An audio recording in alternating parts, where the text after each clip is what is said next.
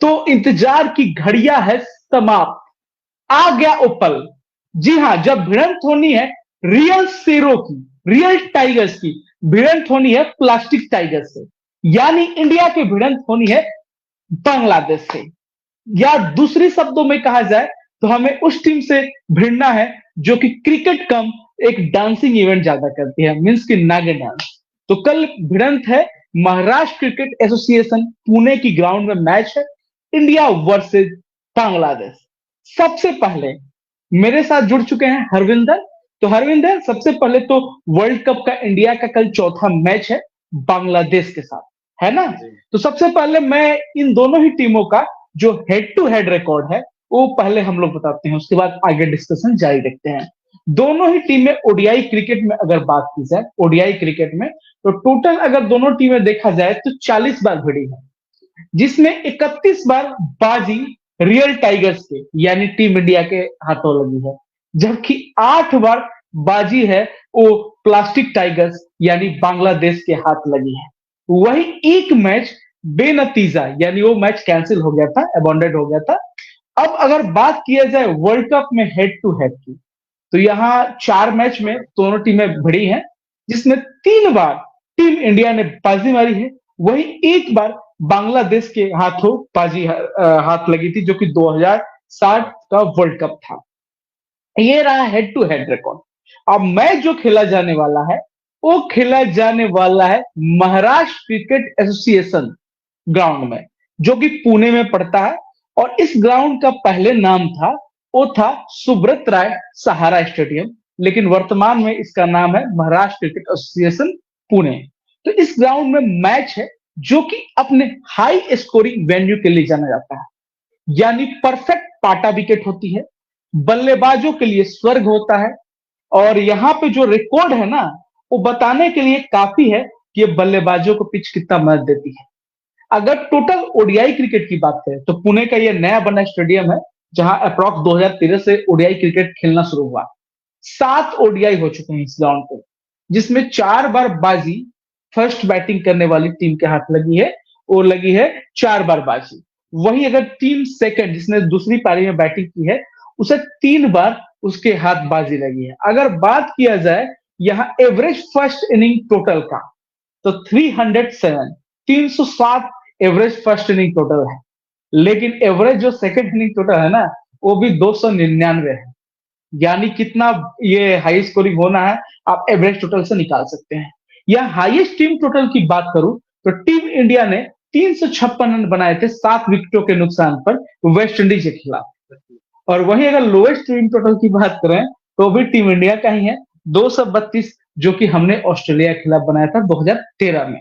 तो ये रहा इस ग्राउंड का रिकॉर्ड कुछ। अगर इंडिविजुअल हाईएस्ट स्कोर की बात करें तो जॉनी बैस्टो जो इंग्लैंड के थे उनके नाम पे है, उन्होंने टीम इंडिया के खिलाफ 124 बनाए थे। वहीं यहाँ बेस्ट बॉलिंग का रिकॉर्ड टीम इंडिया की जान, टीम इंडिया की शान जसप्रीत बुमराह के नाम है, जिन्होंने 35 रन देकर इस ग्राउंड पे 4 विकेट लिए थे वेस्ट इंडीज के खिलाफ। ये रहा रिकॉर्ड। अब हम जल्दी से इनकी प्लेइंग 11 जो संभावित प्रोबेबल प्लेइंग 11 कल की रह सकती है वो मैं बता रहा हूं। टीम इंडिया की बात की जाए तो कैप्टन रोहित शर्मा और शुभमन गिल के हाथों में टीम इंडिया की ओपनिंग जोड़ी होगी। वही 1 डाउन विराट कोहली जिम्मेदारी संभालेंगे, 2 डाउन पर श्रेयस अय्यर बैटिंग करते दिख सकते हैं। वही 3 डाउन पे बैटिंग करने आएंगे कमाल लाजवाब भरोसेमंद केएल राहुल 3 डाउन पे। 4 डाउन पर हमेशा की तरह हार्दिक पांड्या टीम इंडिया के संकट मोचक बनेंगे। वहीं 5th डाउन रविंद्र जडेजा का होगा। 6 डाउन इस मैच में चूंकि बाउंड्री डायमेंशन जो है वो थोड़ी छोटी है, और ऊपर से यहाँ बल्लेबाजों का बोलबाला रहा है, जस्ट बिकॉज टीम इंडिया में कल कोई चेंज नहीं होने वाला है। और 6 डाउन आपके आने वाले हैं शार्दुल ठाकुर। इसके बाद से टीम रहेगी आपकी कुलदीप यादव, जसप्रीत बुमराह और मोहम्मद सिराज। ये हमारी प्लेइंग 11 टीम इंडिया की रहेगी। वही बांग्लादेश की अगर बात करें तो लिटन दास और तंजीद तमीम इनके ओपन करेंगे। इसके अलावा मेहंदी हसन मिराज होंगे, नजमुल हुसैन संतो होंगे। इसके अलावा सकीबुल हसन जो इनके कैप्टन है, उनपे कल थोड़ा सा क्वेश्चन मार्क है, कल खेल सकते हैं कि नहीं टॉस के टाइम, या आपको पता लगेगा। अभी 50-50 चांसेस है उनके। इसके अलावा मुश्फिकुर रहीम दिखेंगे विकेट कीपर। तौहीद हृदय एक टैलेंटेड बैट्समैन, उसके अलावा महमूदुल्लाह रियाज जो इनके काफी अनुभवी प्लेयर हैं।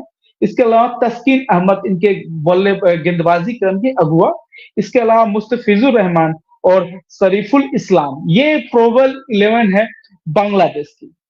तो हरविंदर, जैसा मैंने आपको रिकॉर्ड बताया और बताया प्लास्टिक टाइगर्स और रियल टाइगर्स दोनों का रिकॉर्ड बताया जो हेड टू हेड, एक चीज टीम इंडिया के लिए चिंता करने वाली हरविंदर हो सकती है कि पिछले अगर 5 मैचों को देखा जाए या 2019 के बाद, वर्ल्ड कप के बाद देखा जाए, तो 4 बार ये टीमें भिड़ी हैं 2019 वर्ल्ड कप के बाद, जिसमें 3 बार बाजी जो है वो बांग्लादेश के हाथ लगी है, वहीं एक बार बाजी इंडिया के हाथ लगी है।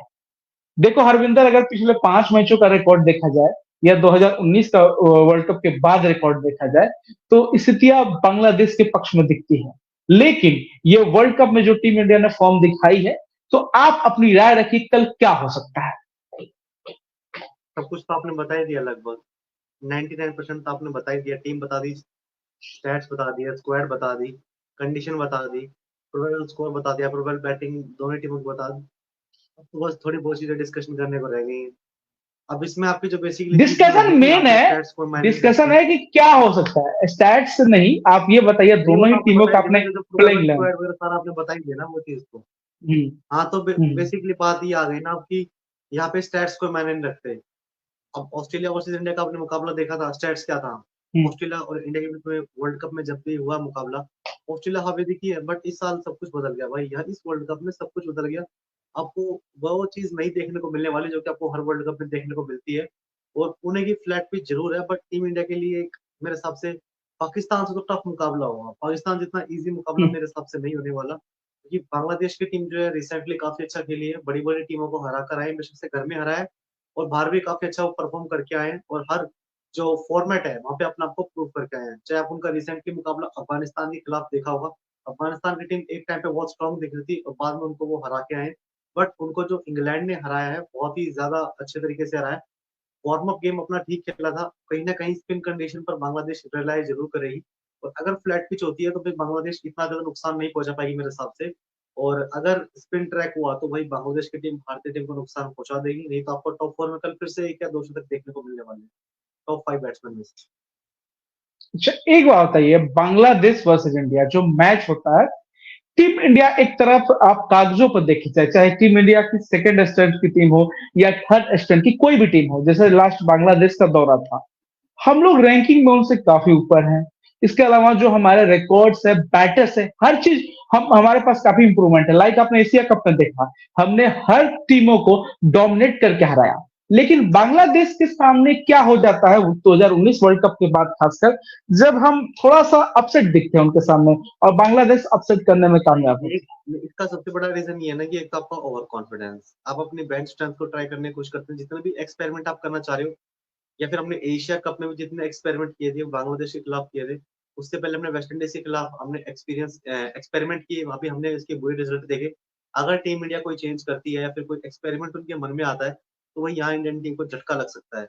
अगर अपनी उसी रणनीति के साथ जाते, जैसे कि अभी तीसरे तीनों मैच खेलते हुए आए हैं, कोई चेंजेस नहीं चाहिए, अपने फुल स्ट्रेंथ के साथ जाएं, तो भाई यहाँ पे टीम इंडिया मुकाबला आपको जीतते हुए देखने को मिलने वाली है। और कोई डिफिकल्टी नहीं देखने को मिलेगी। बट कंडीशन वही आएगी ना बाद में, कि आप अप्रोच कैसे करते हो। और पाकिस्तान के खिलाफ आपने देखा टीम इंडिया ने चेस करने का पसंद किया, तो बांग्लादेश के खिलाफ भी मेरे हिसाब से टीम इंडिया की यही रणनीति होने वाली है कि वो चेस करने पर ही नजर रखेंगे, क्योंकि पता है कि भारत में इस टाइम पे आपको पता है ड्यू पड़नी शुरू हो गई है। बेशक से लास्ट में 8 बजे के बाद पड़े, पर ड्यू अपना रिजल्ट दिखाती है। और ड्यू अगर आप स्टार्टिंग के 10 ओवर निकाल दो तो भाई आपके लिए गेम कुछ भी नहीं रह जाता। अपने तीनों मैचों में उसका रिजल्ट देखा है, भारत ने शुरुआत के तीनों मैचों में चेस किया है।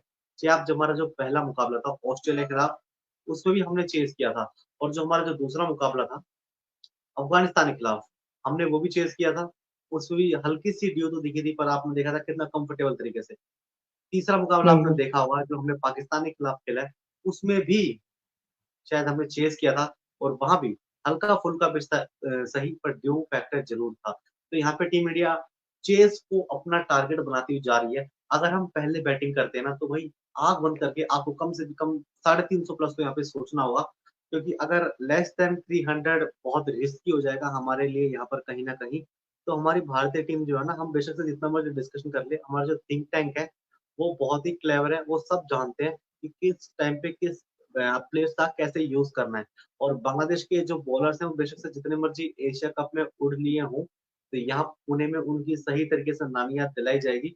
और जो भी जितने भी छोड़े हुए थे, शरीफुल इस्लाम हो गए, और आपके ये दूसरे मुस्ताफिजुर रहमान हो गए, शाकिब हसन, मेहंदी हसन मिराज, साथ ही उससे आपकी इकॉनमी देंगे इनको बढ़िया तरीके से और बढ़िया रडार लगाएंगे।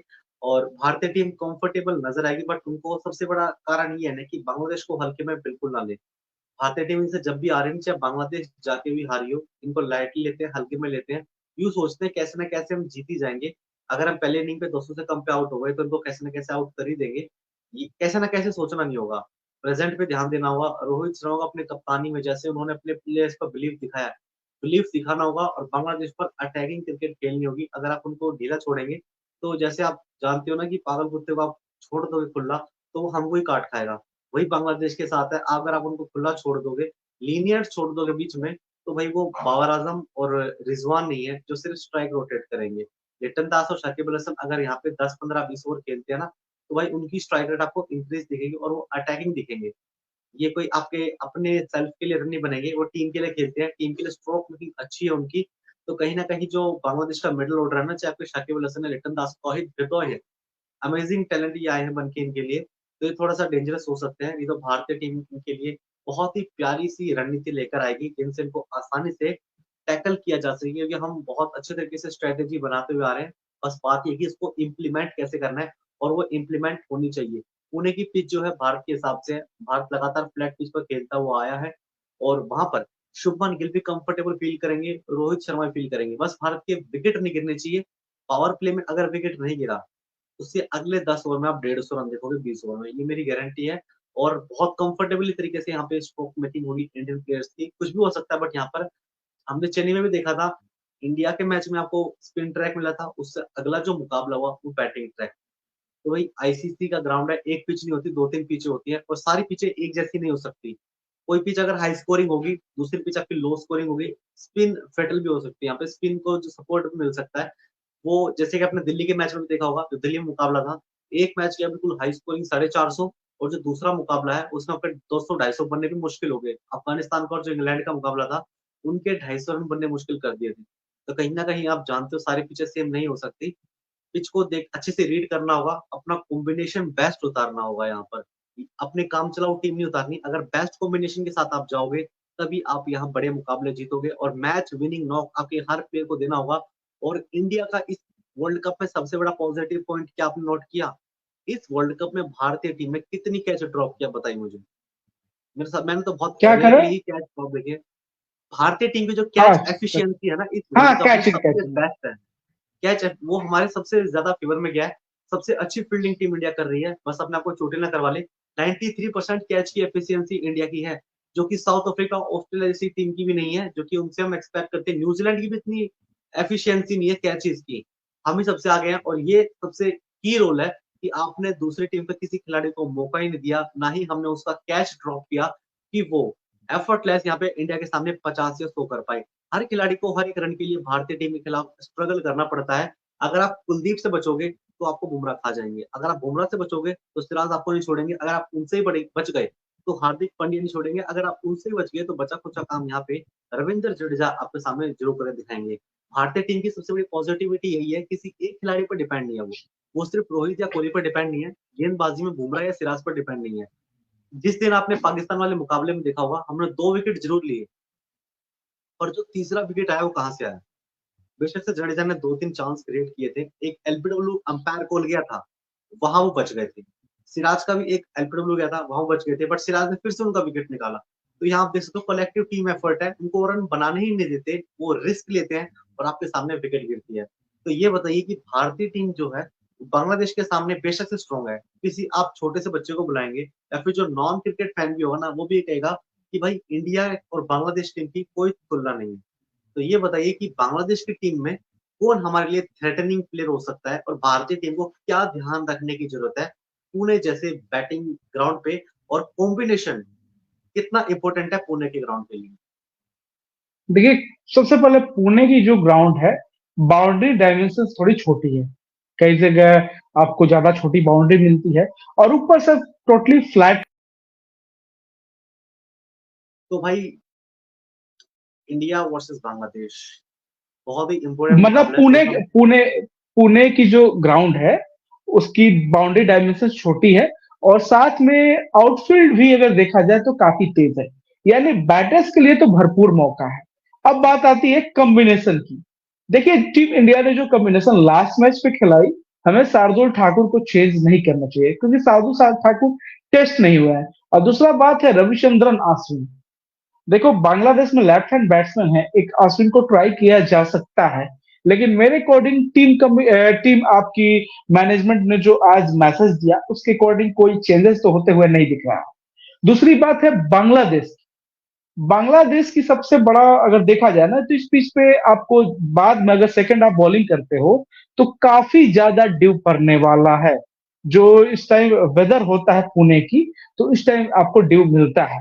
ठंड भी हल्का मौसम में ठंड होगी शाम को, तो शाम के टाइम पहले 1 घंटे तो बॉलर्स को बॉल हिलेगी पुणे में, पहले आधे घंटे 45 मिनट, लेकिन वो आपने सरवाइव कर लिया तो यहाँ पे ओस भी काफी पड़ने वाली है। ड्यू फैक्टर एक बड़ा रोल प्ले करेगा। टॉस जीतो, फील्डिंग लो। मेरे अकॉर्डिंग ये डिसीजन होना चाहिए, क्योंकि ये ग्राउंड चेजिंग ग्राउंड भी है, यहाँ आप आसानी से चेज भी कर सकते हो। एक मैच में इंडिया ने 356 बनाया, इंग्लैंड 330 के अराउंड पहुंच गया था, तो यहाँ पे चेज भी है। और सेकंड दूसरा मैच हुआ, उसमें इंग्लैंड ने 340 बनाया और टीम इंडिया भी 318 के 28 तक पहुंच गई थी, तो यहाँ चेज मुश्किल नहीं है। तो इसलिए मेरे अकॉर्डिंग कोई ज्यादा अंतर नहीं आएगा, तो आप रोहित का फील्डिंग लो। इसके अलावा अगर देखा जाए बांग्लादेश की ओर से, तो बांग्लादेश की जो लिटन दास है इस टाइप के फ्लैट ट्रैक पे, तो बांग्लादेश की बैटिंग के जो रीढ़ की हड्डी हो गए वो हो गए लिटन दास। इसके अलावा कैप्टन साकिबुल हसन कल का मैच खेलते हैं, तो वो भी काफी मुश्किल दे सकते हैं। बाकी बॉलर्स उनके स्पिनर हैं, उनसे थोड़ा टीम इंडिया को बच मेहदी के हसन रहना वगैरह। होगा। बाकी मेरे को कोई खास बांग्लादेश से थ्रेड नहीं खेल दिखता, क्योंकि बांग्लादेश से जो इंडिया ने रिसेंट ओडीआई हारे हैं उसमें हमारी मेन स्ट्रेंथ टीम नहीं खेली है, कुलदीप नहीं खेले हैं, बुमराह नहीं खेले हैं। फुली स्ट्रेंथ अगर टीम हमारी खेले तो ये टीम हमें हराने में मतलब इतनी आसानी से सफल नहीं हो पाएगी। तो मेरे अकॉर्डिंग टीम इंडिया के लिए एक बहुत बड़ा मौका है लगातार चौथी जीत दर्ज करके न्यूजीलैंड के बराबरी पर पहुंचने का, क्योंकि न्यूजीलैंड ने जो जीत दर्ज की है 4 पे 4 है। वो तो आपकी ठीक बात है, पर हम ना हर बार यही गलती कर देते हैं जो हम इस बार कर रहे हैं, या फिर जिस तरीके से हम बात कर रहे हैं, जिस तरीके से हम बांग्लादेश को देख रहे हैं। क्योंकि बांग्लादेश को हमने हर बार लाइटली लिया है। 2007 जो हम बांग्लादेश से हारे थे ना, उसका भी सबसे बड़ा कारण यही था। 2007 वर्ल्ड कप में हमारे टीम में बड़े से बड़े दिग्गज थे। गलती वही हुई कि हमने बांग्लादेश को लाइटली लिया। पर 2011 में हमने उनका सही तरीके से रिमांड लिया, जैसे उनकी पिटाई करनी चाहिए वैसे ही सहवाग और विराट कोहली ने उनका जाम उतार दिया। फिर हमारा उनसे मुकाबला होता है 2015 में, जहां भारतीय टीम की अमेजिंग क्वार्टर बैटिंग फाइनल। होती है। जी, रोहित शर्मा अच्छी बल्लेबाजी करते हैं, और हमारे जो उमेश यादव शायद उस मैच में काफी अच्छी गेंदबाजी करते हैं, वहां हम बांग्लादेश को रौंद देते हैं। 2019 में फिर से मुकाबला होता है भारत वर्सेस बांग्लादेश का। पहले बल्लेबाजी आती है शायद भारतीय टीम की, रोहित शर्मा वहां शतक लगाते हैं, कंफर्टेबल विन करते हैं। मेरे हिसाब से अगर यहाँ बट भारतीय टीम ने लेकिन बांग्लादेश ने स्ट्रगल अच्छा किया था उस मैच में, 28 से 29 ऐसे ही कुछ रन का डिफरेंस रह गया था। हाँ, तो बांग्लादेश ने भाई बाद में अच्छी बैटिंग। टीम इंडिया को सबसे पहले माइंड में ये रखना चाहिए कि प्रेजेंट पे रहे, और 350 तो भाई कम से कम जाना चाहिए इनको। अगर 300 से नीचे रहती है भारतीय टीम, तो ये बांग्लादेश की टीम अचीवेबल है। तो ये 2011 में भी भारतीय टीम की रणनीति थी, अगर हम 300 के नीचे रहे तो ये बांग्लादेश के लिए चेजेबल है, यानी कि वो चेज के बारे में सोच सकते हैं। पर जहां भारतीय टीम 350 से ऊपर लगाती है ना, ऐसा नहीं है कि असंभव है, पर ये है कि बांग्लादेश की टीम थोड़ा सा प्रेशर में डालेगी, उनके सामने 7 साढ़े 7 की पहले ही इक्वेशन आ जाएगी, जो कि उनके लिए परेशानी डाल सकती है। तो अब हम उन्होंने सीधा आ साउथ जाते हैं। अफ्रीका के खिलाफ लास्ट वर्ल्ड कप में 321 चेज किया था जी, वही बांग्लादेश वही ने। मैं कह रहा हूँ कि टीम इंडिया को बांग्लादेश को ये नहीं सोचना चाहिए कि हाँ उनके सामने 250-300 बनाएंगे और वो डिफेंड कर सकते हैं आराम से। बेशक से भारतीय टीम इस टूर्नामेंट की मोस्ट डिस्ट्रक्टिव टीम मानी जा रही है, और डिस्ट्रक्टिव बॉलिंग खास तौर पे, कि किसी भी मजबूत टीम को वो 10 से 20 ओवर में ढेर कर सकते हैं, और कोई भी मोमेंटम चाहे आपके 150 पे 0 विकेट क्यों ना हो, आप 200 से सवा 200 तक ऑल आउट मिलोगे। ऐसी है भारतीय टीम की काबिलियत। पर जहां हम अब तो बांग्लादेश को मन देखते हैं अब तो फूक मार मार के भी हार्दिक आउट कर सकता है। ना वो तो लोगों भाई, ने बोला वो कि काला जादू भाई करता फूक है। मारने वाली बात से मेरे को एक टॉपिक ध्यान में आ गया अभी। तो भाई, इंडिया वर्सेस पाकिस्तान का अहमदाबाद में मुकाबला था, नहीं नहीं, आपने भी इसको देखा होगा। अभी फिलहाल हम लोग की प्ले कर ले, उसके बाद से इंडिया वर्सेस पाकिस्तान पे आते हैं। सबसे पहले सारे की हरविंदर। प्लेयर बता दीजिए अपने, इंडिया के की प्लेयर बता दीजिए, हाँ, 3 बैटर, ऑलराउंडर तीन।